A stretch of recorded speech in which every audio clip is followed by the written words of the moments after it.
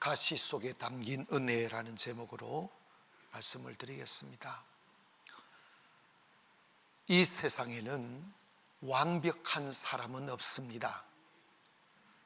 어디에 가도 누구를 만나보아도 하나의 약점을 가지고 살아갑니다. 바울은 자신의 삶의 약점을 사탄의 사자, 즉 가시라고 이야기했습니다. 그것이 때로는 자신의 양심을 찌르고 몸과 마음을 찔러서 너무 아프고 통증을 느끼니까 하나님, 이 가시를 내게서 좀 빼달라고 기도하고 또 기도했습니다. 그럴 때 하나님이 아니야, 너 그 가시 그거 그냥 가지고 살아. 왠 줄 아니? 네가 약할 때 강할 수 있어. 이 말씀을 하셨습니다. 사실 사람들은 부족함이 없는 삶을 동경하고 자신도 세상 앞에 언제나 당당하고 떳떳할 것을 원하지만, 여러분, 사실 이거 있으면 저거 없고 이 문제 해결되면 저 문제 터지는 게 인생사예요. 어느 남자도 어느 여자도 완전한 것 없어요. 세상에 완전한 것 없어요. 어딘가에 부족해요. 아멘. 여러분, 어떤 사람들은 저보고 이런 질문을 해요. 당신은 부족한 게 뭐냐고. 그냥 질문일 뿐이에요. 전요, 제가 지금까지 살아오면서 나는 너무 부족해, 이런 것 때문에 너무 마음이 시달렸던 사람이에요. 사람은 자기가 다 가졌다고 생각하는 사람 없어요.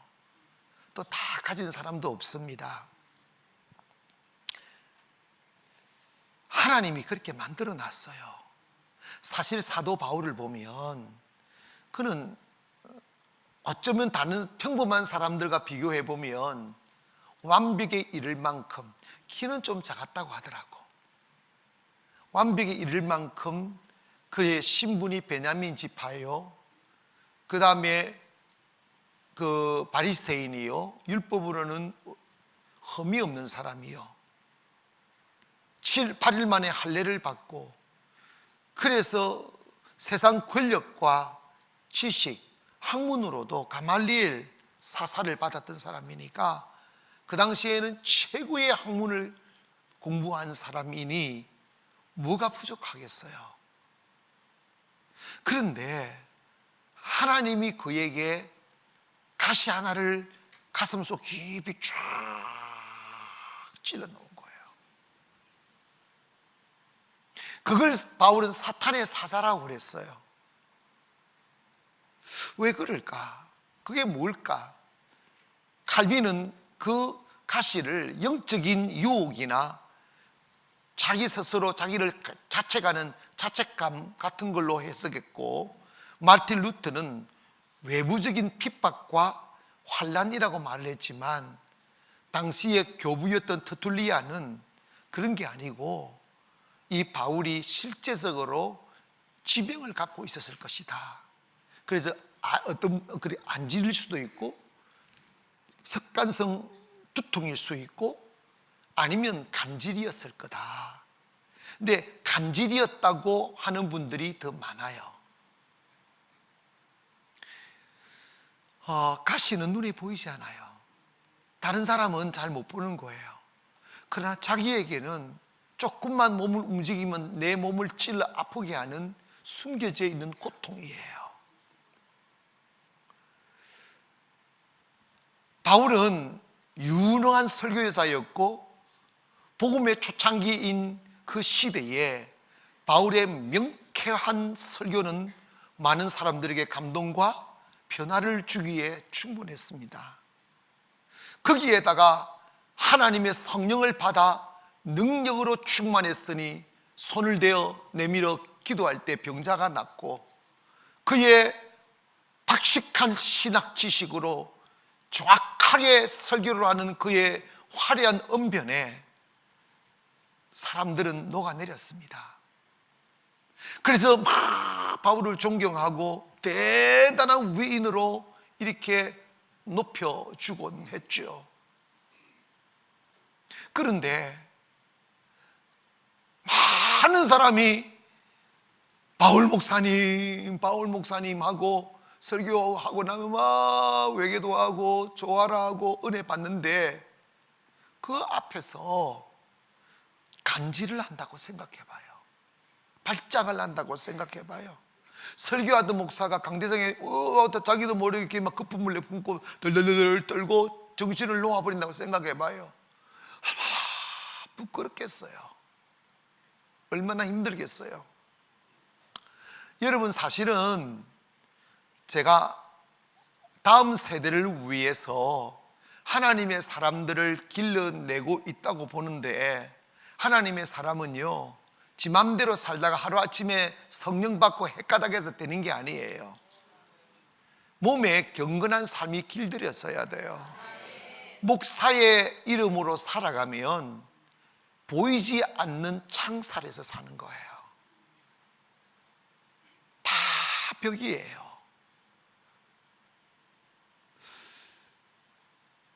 있잖아요, 목사는 아파도 사실은 목사도 피곤하고 하면 아플 수도 있고 힘들 수도 있죠.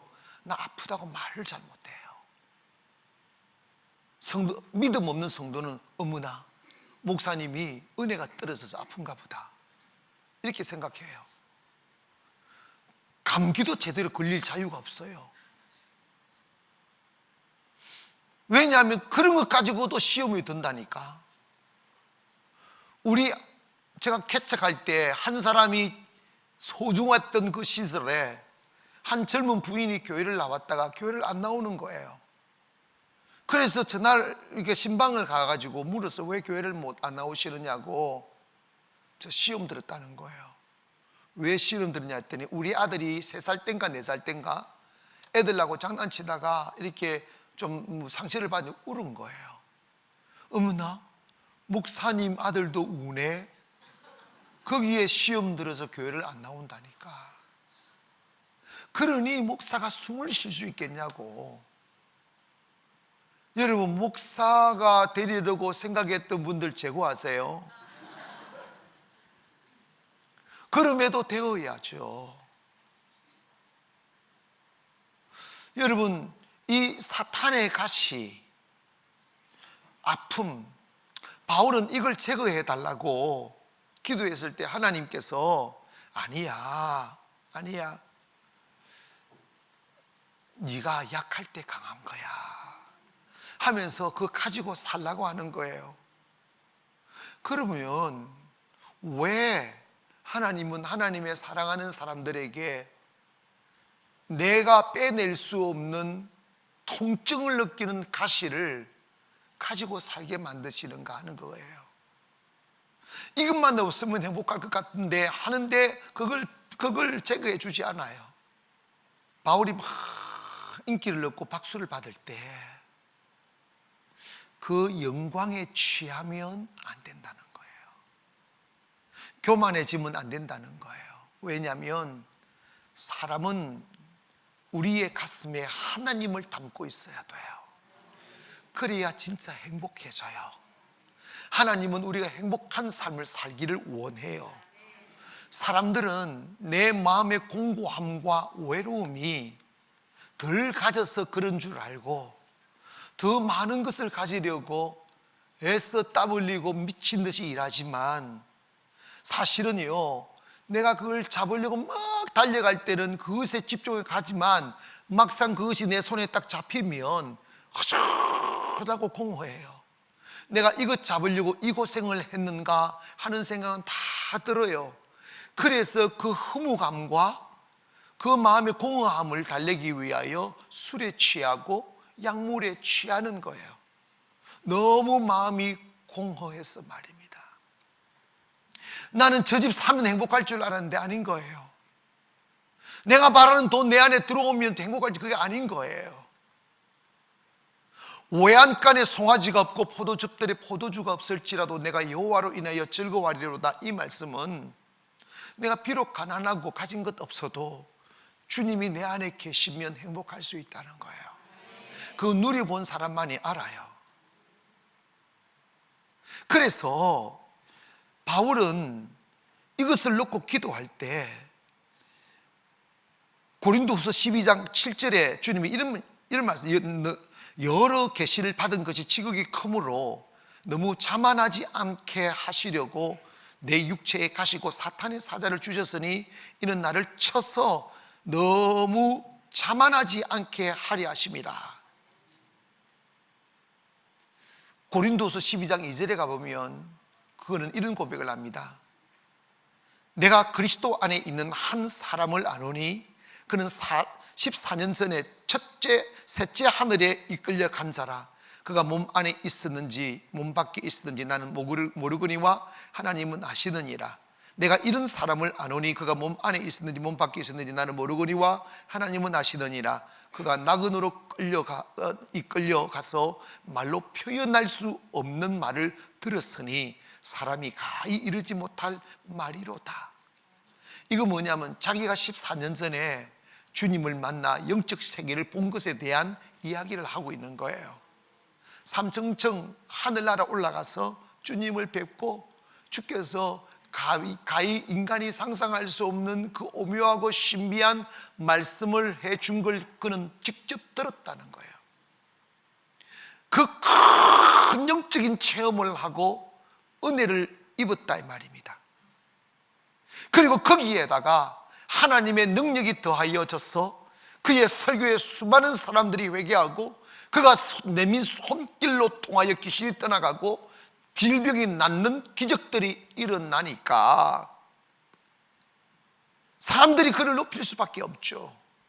그런데 영적 세계에서 가장 무서운 게 이거예요. 교만하면 끝나는 거예요.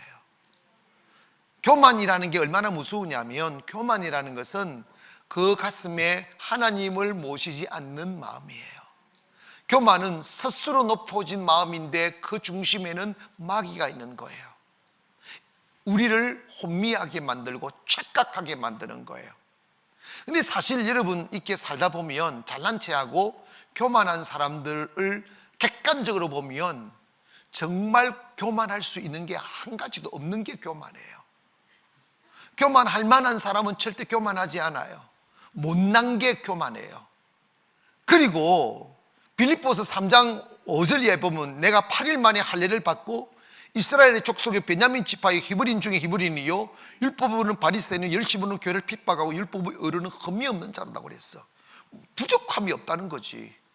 그러니까 하나님이 그를 겸손에 머물러 있어 하나님의 능력으로 살라고 사탄의 사자 가시를 쿡 집어넣었다는 거야.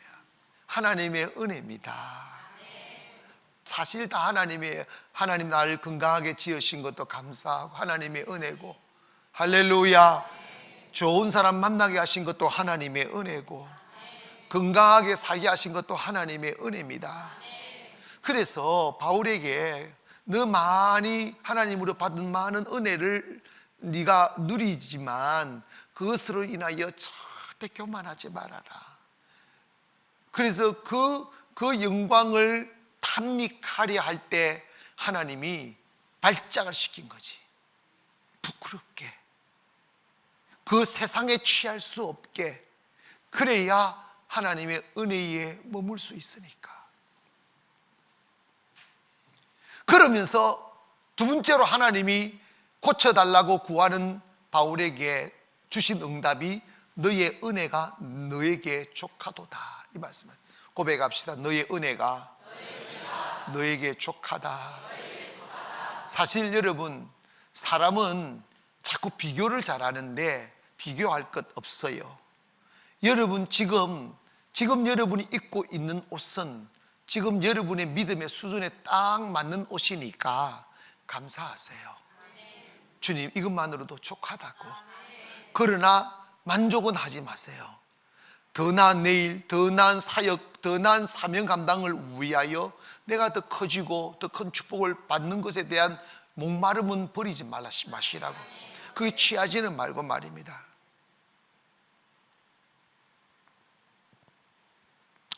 여러분, 바울이 자기 몸에 질병만 없었으면 얼마나 좋았겠어요. 완벽하잖아요. 그런데 고린도후서 12장 8절에 이것이 내게서 떠나게 하기를 위하여 내가 3번 죽게 간구하였다. 이건 빼주세요, 이게 아니고 작정하면서 막 오랜 세월을 기도한 거죠. 했더니 내게 3번 간구했더니 나에게 이르시기를 내 은혜가 내게 족하도다. 이는 내 능력이 약한 데서 온전하여 짐이라 하신지라. 그러므로 도리어 크게 기뻐함으로 나의 여러 약한 것들에 대하여 자랑하리니 이는 그리스도의 능력이 내게 머물게 하리 함이라.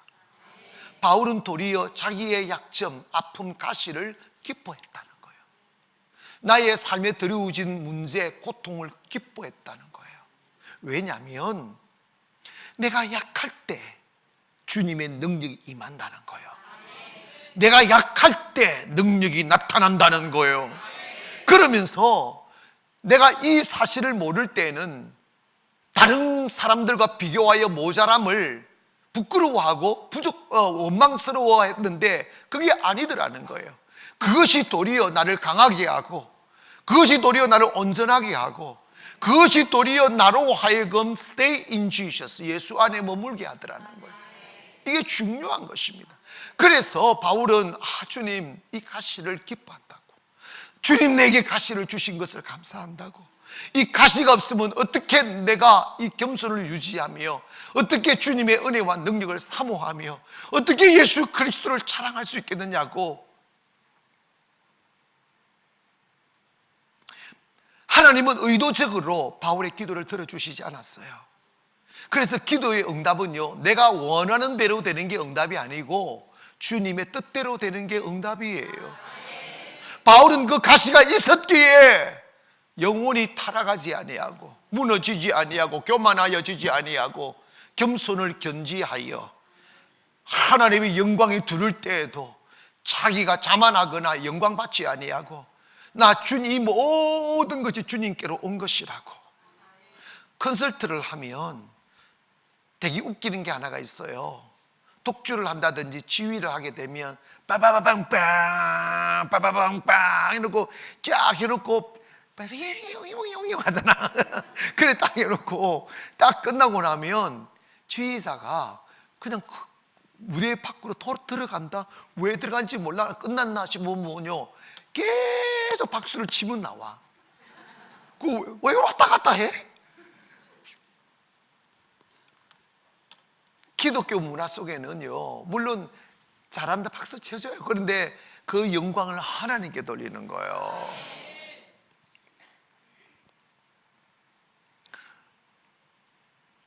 바울아, 네가 손을 내밀어 기도할 때 그 어둠의 영들을 몰아내고 불치병을 고치는 능력이 어디서 나오더냐? 그건 너에게 있는 게 아니고 너 안에 있는 나 예수로 말미암아 나오는 것 아니냐? 너가 그 예수를 잃어버리면 다 잃어버리는 것이야. 내가 많은 사람들의 마음에 감동을 주고 잠자는 자를 영혼을 깨우며 죽은 자를 살리는 그 생명력이 어디서 나오던 거냐? 이 안에 있는 나 예수로 말미암아 나오는 거 아니냐? 그러면 너가 언제 내 곁에 머물 수 있더냐? 너가 언제 진실한 가슴으로 나를 찾을 수 있더냐? 너가 언제 나를 사모하며 목이 마르도록 나를 원하더냐? 사람들에게 둘러싸여 아름다운 옷을 입고 파티를 즐길 때 내가 필요하더냐? 영광의 함성 그 중심에 서서 박수 소리를 들을 때 내가 생각나더냐? 아니지 않느냐? 네가 외로울 때 내가 필요하고, 네가 아플 때 내가 필요하고, 네가 슬플 때 내가 필요하지 않느냐? 너에게서 나타나는 모든 능력은 너의 기술과 지식으로 나타나는 게 아니라 예수 그리스도의 능력이란다. 네가 언제 가장 온전할 수 있느냐?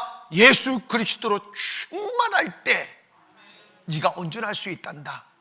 그러므로 너에게 슬픔 하나를 남겨놓고 아픔 하나를 남겨놓고 부끄러움 하나를 남겨놓은 이유는 그래야 그것이 너로 하여금 나를 붙잡을 수 있게 만든단다. 이런 거예요. 그래서 이 사실을 깨달은 바울은 고린도후서 12장 9절에 이런 고백을 내게 이르기를 내 은혜가 내게 족하도다. 이는 내 능력이 약한 데서 온전하여 짐이라 하신지라. 그러므로 도리어 크게 기뻐함으로 나의 여러 약한 것들에 대하여 자랑하리니 이는 그리스도 능력이 내게 머물게 하려 함이라. 사랑하는 여러분이요, 우리의 꿈이 뭐예요? 예수의 능력이 우리에게서 머물게 하는 겁니다. 그것이 바로 우리에게 가장 소중한 은혜입니다. 주님 계셔야 마음 평안하고, 주님 계셔야 행복하고, 주님 계셔야 기쁘고, 주님 계셔야 내가 숨 쉬는 것도 영광이 되고 땀 흘리는 것도 영광이 되고, 내 발자국 한 발자국 한 발 내디딜 때마다 부끄러움과 수치를 남기지 아니하고 꽃밭을 만들어 갈 수 있으려면 내 안에 예수 그리스도가 충만해야 됩니다. 여러분, 한 번씩 사람들은 자기 약점 때문에 통곡하고 울어요. 부끄럽다고, 아프다고. 근데 바울은 나 그거 너무 기쁘다고, 나 그것이 나의 기쁨이라고. 왜요? 그 아픔과 외로움과 고통 때문에 주님 알게 되니, 주님 알게 되니까 너무 행복하다는 거예요. 여러분, 사실 위대한 하나님의 사람들은 그 화려함 뒤에 꽁꽁 숨겨놓은 그 화려함을 즐길 수 없는 고통 하나가 있어요. 그걸 품고 가는 거예요. 아파서 기도하다 주님 사랑 얻고, 슬퍼서 기도하다 주님 위로받고, 외로워 기도하다 주님의 풍요로운 축복을 받는 거예요. 저는 오래전 이 찬양을 들으면서 너무 아름다운 거예요. 그 글귀가 너무 섬세하고 너무 풍요롭고 너무너무 행복에 젖어 있어서 이름을 보니까 여자더라고요. 송명희. 그래서 나는 이런 생각을 했어요. 저 여인이 얼마나 아름다운 환경 속에서 살아가면 저렇게 풍요롭고 아름다운 시를 쓸 수 있을까? 대글 같은 집에서 하얀 드레스를 입으며 백옥같이 흰 얼굴에 까마득한 머리카락을 이렇게 늘어뜨리고, 하녀들이 차려주는 밥을 먹으며 하녀들이 받아놓은 물에서 목욕을 하며 사는 줄 알았어요. 그러니까 저렇게 여유로운 가사가 나오겠지라고 생각했는데 제가 잘 몰랐던 거예요. 어느 성탄 이브 날 이 여인이 출연한다는 소리에 제가 텔레비전 앞에 앉았습니다. 내가 상상하던 그 여인, 얼마나 아름다울까, 얼마나 화려할까. 아닌가 다를까 이 찬양이 쫙 깔리고 안개가 쫙 풍겨 나오는 그 분위기를 만들고 문 하나가 쫙 열렸습니다. 한 인기 있는 탤런트가 휠체어를 하나 그 안개 속으로 쫙 끌고 나오는 거예요. 뭐야 이거? 근데 그 휠체어 속에서 말도 못하고 몸도 가눌지 못하고 중증 뇌성 마비인 송명희가 막 이러면서 휠체어에 밀려 나오는 거예요. 나는 너무 충격을 받았어요. 누군가의 도움 없이는 한 발자국도 내딜 수 없는 중증 내성마비인 저 여인이 어떻게 이 노래를 지었을까? 어떻게 하나님은 공평하다 하실까? 왜 어떻게 나는 다 가졌다고 말할 수 있을까? 그녀는 그 외로움 속에도 주님을 만난 거예요. 주님을 만나니까 더 이상 필요치가 않더란 거예요. 너무 행복하고 너무 기뻤어. 여러분, 언제 우리가 주님을 만났습니까? 내 곁에 아무도 없는 그 외로운 자리에, 그 긴 외로움에서 주님을 만나는 거예요. 가슴이 너무 찢어지고 아팠어. 그 누구도 나를 위로할 수 없는 고통 속에서 부르짖다가 주님을 만나는 거예요. 주님을 만난다는 것은 내가 영생을 얻는다는 거예요. 생명을 얻는다는 거예요. 저는 이 여인이 자기는 부를 수 없으니까 다른 가수들에 의하여 불려지는 이 찬양을 들으며 어색하게 움직이는 그 몸동작을 하며 휠체어에서 춤을 추는 모습을 보았습니다. 저희는 왜 저렇게 행복할까? 나 가진 재물 없으나 난 남이 가진 지식 없으나 난 남에게 있는 금강이 있지 않으나 나 남이 없는 것 있으니 나 가진 재물 없으나 난 남이 가진 지식 없으나 난 남에게 있는 건강이 있지 않으나 나 남이 없는 것 있으니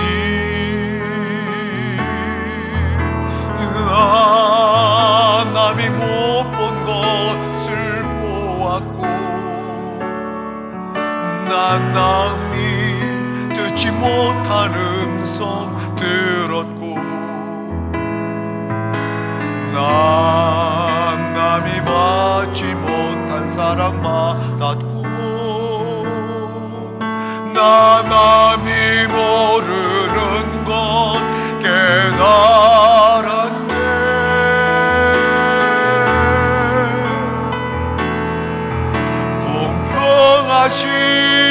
공평하신 하나님이 나 남이 가진 건 나 없지만 공평하신 하나님이 나 남이 없는 것 같게 다시 한번 공평하신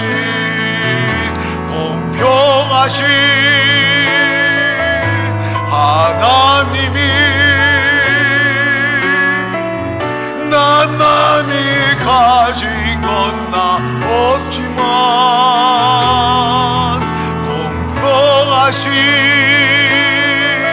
하나님이 나 남이 없는 것 같게 하셨네. 이 여인의 노래가 유명해지자 미국의 한 독재가가 이 여인에게 제안을 했습니다. 미국의 의술이 발달되었으니 미국에 건너오면 될지 안 될지는 모르지만 당신 한번 수술 한번 해보자고, 모든 경비는 제가 되겠습니다 라고 제안을 했을 때 이 송명희는 그걸 아주 신사적으로 거절하면서 이런 말을 남겼습니다. 호의는 너무 감사하지만 거절하겠습니다. 그 이유는 나 이대로도 충분히 행복하고 내가 건강해지면 이 주님이 주시는 평안과 은혜를 잃어버릴까 봐 두렵습니다 하며 지금 자신이 내성마비로 살아가는 이 삶조차도 감사하고 행복하게 여기고 있더라는 것입니다. 여러분, 요한 웨슬레라는 목사님이 계신데 영국의 유명한 목사님이었습니다. 이분은 위대한 설교가요, 정말 영성 있는 목사님이었습니다. 그런데 진짜 악취를 만난 거예요. 집구석에 있을 수가 없는 거예요. 진짜 때리기도 했대. 목사님을 때리고 욕하고 밥도 안 주고 밥상을 남편이 없는 게 아니고 부인이 엎어버리고 막 이러니까 목사님이 집에 있을 수가 없잖아. 그러니까 맨날 말 타고 바깥으로 돌아다니면서 설교를 하루에 3번씩 하다가 수만의 사람들을 전도했다는 거예요. 고통 속에 주님을 알게 되는 거예요. 약할 때 강해지는 거예요. 그래서 바울은 마지막으로 그러므로 나의 이 부끄러움과 약함을 자랑한다는 거예요. 교회에 오셔서 육체를 자랑하는 사람은 육의 사람이에요. 육체를 자랑하는 사람은 좀 덜 된 사람입니다. 아직 은혜를 모르는 거예요. 하나님을 모르는 거예요. 바울은 12장 9절에 내게 이르기를 내 은혜가 족하도다. 이는 내 능력이 약한 데서 온전하여 짐이라 하신지라. 그러므로 도리어 크게 기뻐함으로 나의 여러 약한 것들에 대하여 자랑하리니 이는 그리스도의 능력이 내게 머물게 하려 합니다. 내가 약해야 주님 능력 머문다는 거예요. 응? 그리고 한 번은 바울이 자기를 변론하는 쪼로 말씀하면서 이런 이야기를 고백합니다. 고린도후서 11장 24절에 보니까 유대인들에게 복음을 전하다가 40에 하나 감한 매를 5번 맞으며 3번 태장에 맞고 한 번은 돌로 맞고 3번 파선하고 일주일을 깊은 바다에서 지냈으며 여러 번 여행하면서 강의 위험과 강도의 위험과 동족의 위험과 이방인의 위험과 시내의 위험과 광야의 위험과 바다의 위험과 거짓 형제의 위험을 당하고 또 수고하며 애쓰고 여러 번 차지 못하고 주림에 목마르고 여러 번 굶고 춥고 헐벗었노라. 이 외에 이런 고사하고 아직도 날마다 내 속에 눌리는 일이 있으니 곧 모든 교회를 위하여 염려하는 것이라. 누가 약하면 내가 약하지 아니하며 누가 실족하게 되면 내가 애타지 않더냐. 내가 부득불 자랑할진대 내가 약한 것을 자랑하리라. 자기도 슬픔 느낀다는 거예요. 자기도 아프다는 거예요. 자기도 배고프고 자기도 외롭고 자기도 부끄럽다는 거예요. 그러나 이제 와서 보니 그러한 순간들이 나로 하여금 진짜 예수 만나게 하더라는 거예요. 진짜 예수의 사람이 되게 하더라는 거예요. 그래서 나는 육체를 자랑하지 않겠노라. 내가 십자가 외에 아무것도 자랑하지 않겠다. 내가 자랑한다면 나의 약점을 자랑하겠다. 이 이야기합니다. 설교자가 설교만 할 때마다 집안 자랑하고 지 자랑하면 은혜가 안 됩니다. 한 번은 웃고 넘깁니다. 그런데 계속 자기 세상과 육체를 자랑하는 사람은 예수가 없는 사람이에요. 예수가 있는 사람은요, 육체를 자랑하지 않아요. 왜냐? 그 부질 없다는 걸 알기 때문입니다. 빌립보서 3장 5절에 또 이렇게 고백합니다. 나는 8일 만에 환례를 받고 이스라엘 족속의 베냐민 지파요 히브리인 중에 히브리인이요 율법으로는 바리새인이요 열심으로는 교회를 박해하고 율법의 의로는 흠이 없는 자라. 그러나 무엇이든지 내게 유익하던 것을 내가 그리스도를 위하여 다 해로 여길 뿐더러 또한 모든 것을 해로 여김은 내 주 그리스도 예수를 아는 지식이 가장 고상하기 때문이라. 내가 그를 위하여 모든 것을 잃어버리고 배설물로 여김은 그리스도를 얻고 그 안에서 발견되려 함이니. 내 삶에 드리워진 끝나지 않을 법한 고통과 부끄러움과 슬픔들을 그는 애써 뽑아내려 하지 않았다는 거예요. 왜? 그것 때문에 내 믿음이 깊어지니까, 그것 때문에 더 기도할 수 있게 되니까, 그것 때문에 더 겸손할 수 있게 되니까. 하나님의 사람들은 화려한 언변을 자랑하는 사람이 아니에요. 설교도 머리로 하는 설교는 은혜가 안 돼요. 가슴으로 해야 되는 거예요. 가슴은 경험이에요. 여러분, 제가 한 번은 필리핀 가서 진주 조개를 실제적으로 보고 그 조개가 진주를 만들어내는 과정을 설명들으면서 그 조개 하나를 깠어요.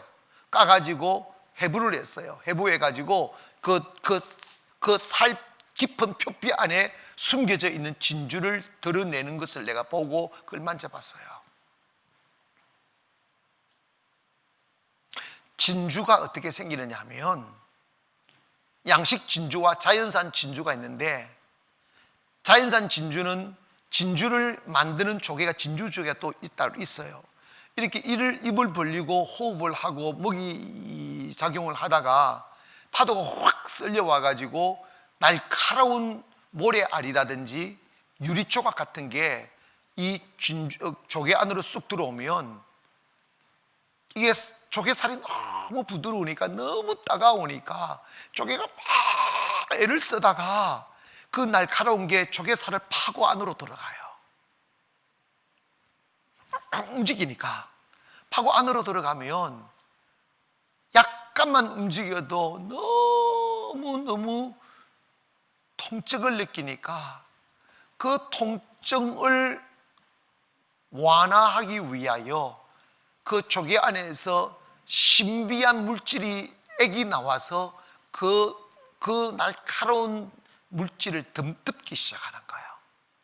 그래서 하루 이틀 1년 2년 계속 통증이 올 때마다 그 액체가 나와서 그를 덮고 하여 진주가 생긴다는 거예요. 그리스도인에게는 숨겨진 진주가 예수 그리스도입니다. 배운 예수 그리스도가 아니고 내가 경험한 예수 그리스도, 고통 중에 만난 예수 그리스도, 울다가 만난 예수님, 아파하다가 만난 예수님, 그 고통을 참다가 만난 예수님이 우리 안에 계시는 거예요. 그 예수님이 연결고 성숙해지고 완성되어지면 그것이 바로 성화라는 거예요. 여러분의 인생에 누구도 대신할 수 없는 눈물은 누구에게나 있어요. 나에게만 있을 법한 마음의 고통 다 누구에게나 있다고요. 그런데 그것을 원망하거나 불평하지 말고 도리어 그것이 나로 하여금 예수 알게 했다고, 그것이 나로 하여금 기도의 사람이 되게 하셨다고, 그것이 나로 하여금 능력에 머물러 있게 하셨다고 하며 그 약함을 원망하지 말고 자랑하세요. 사실 우리를 무척 아프게 하는 대상이 집에 키우는 애완견이 아닙니다. 집에 키우는 사람이에요. 아멘. 끝없이 희생하고 헌신해도 상처를 주는 이가 사람이라고. 그런데 니 때문에 불행해 이러지 말고 상처를 주면 그 상처를 안고 죽기로 돌아가야 돼요. 그리고 말씀하세요. 주님 나 슬프다고, 주님 나 외롭다고, 주님 저 아프다고. 그걸 주님에게 가서 기도의 에너지로 전환하고 주님에 대한 사랑의 에너지로 전환하면 거기서 신비한 영적 믿음의 에너지가 들어와 영적인 신비한 영적인 물질이 나와서 그 고통을 아름다움으로 감싸는 거예요. 아멘. 그 아름다운 진주로 만들어가는 거예요. 그래서 하나님의 위대한 믿음의 사람들의 특징이 뭐냐면 고통을 승화시키는 능력이 있는 사람이에요. 슬픔을 믿음으로 승화시키는 능력이 있는 사람. 그래서 고통을 영광으로 선포할 수 있는 그 사람, 그 긴 세월을 눈물 흘리며 참아낸 인내의 산물로 능력이 나오는 거예요. 그 긴 세월의 아픔을 참아가며 기도했던 그 기도의 쌓임이 능력이 되는 거지. 그러므로 교회 나오면 마음 편해질 거야, 그건 오산이에요. 교회 나와도 여전히 그 슬픔, 그 아픔, 그 고통 우리를 찔러요. 그래서 달라진 게 있어요. 예전에는 원망했는데 지금은 기뻐해요. 예전에는 싸우려는데 지금은 감사해요. 그래서 그것이 여러분을 예수의 사람으로 만드시는 거예요. 세월이 지나면 쓸모없었던 내가 여기저기에서 막 보고 싶어하고 만나보고 싶어하고 그 말을 듣고 싶어하고 그 향취를 느끼고 싶어하는 향기가 되는 거예요. 그게 뭡니까? 오랜 고통을 참아낸 인내의 사물이라고요. 사랑하는 여러분, 바울은 가시 안에 담겨진 은혜가 있다는 거예요. 그 은혜는 뭐냐? 그 가시를 빼내지 않고 예수 그리스도로 성화하고 예수 그리스도와 함께 살아가면 그 가시가 나의 나되게 하는 영광이며 축복이라는 거예요. 사랑하는 여러분, 현실이 가시고 경제가 가시고 사람이 가실지라도 이 시대를 살아가는 우리들에게 하나님께서 의도하시는 의미를 깨달으시고 원망하지 말고 불평하지 말고 그것을 기도의 에너지, 믿음의 에너지로 전환시키셔서 여러분의 삶 뒤에 아름다운 진주들이 만들어져 사람들에게 희망을 줄 수 있는 그리스도인들이 되기를 주님의 이름으로 축원합니다.